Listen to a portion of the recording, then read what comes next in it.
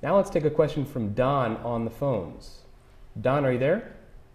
Yes, sir, I am. Senator Lee, I wanted to thank you, first of all, before I ask a question about your position on the Import-Export Bank. I'm a pilot with Delta in our state, and we have opposed what they're doing there, as well as our union and many other constituencies, because we're getting our clocks cleaned by the UAE and Emirates and so on due to the Import-Export Bank. So I wanted to thank you for your position on that. The second thing is my question, and it's more of a philosophical question. I'm an independent voter, but I lean more conservative and more Republican as the years go on. But we're very concerned about the next election. And I recall in the 2008 election, Governor Huckabee mentioned in the last debate before Senator McCain won the nomination, if we Republicans don't start talking about the issues of the middle-class folks, we're going to get our clocks cleaned in November. How conservative do you think the Republican nominee is going to have to be versus maybe someone more moderate to rein in some independence as well, to be able to gain the presidency back in the next election cycle? Thank you very much for your question, Don. By the way, what do you fly for Delta? What kind of planes? Well, I just got on, I'm a captain on the Airbus A330 out of Seattle now, going to Europe and Asia, but I was on the A320 here out of Salt Lake City. You're flying some big planes there. That's great. I spend a fair amount of time on Delta airplanes, so I thank you for flying and flying and keeping people like me safe who travel a lot. Quite welcome. Thank you.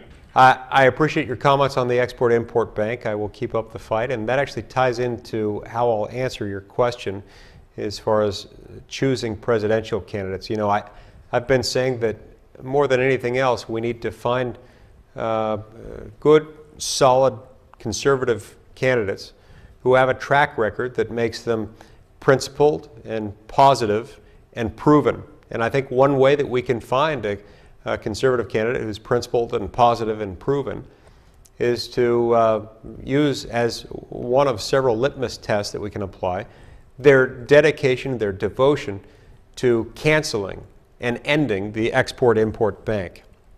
Now, even though this is just one government program, it's a relatively small government program, it's a good proxy.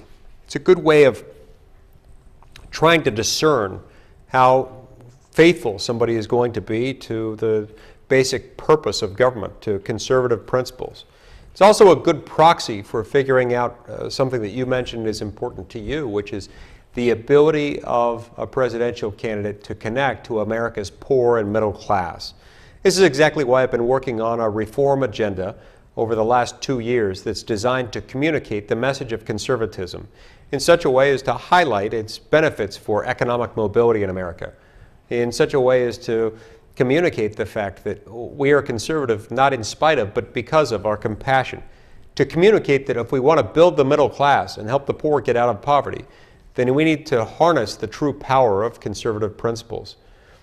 Now, Mike Huckabee has been wrong about some things in the past, but he was absolutely right when he said what you just quoted him as saying, that we've got to start connecting with America's poor and middle class. We've got to start communicating in a way that makes clear that we are not the party of the top 1%.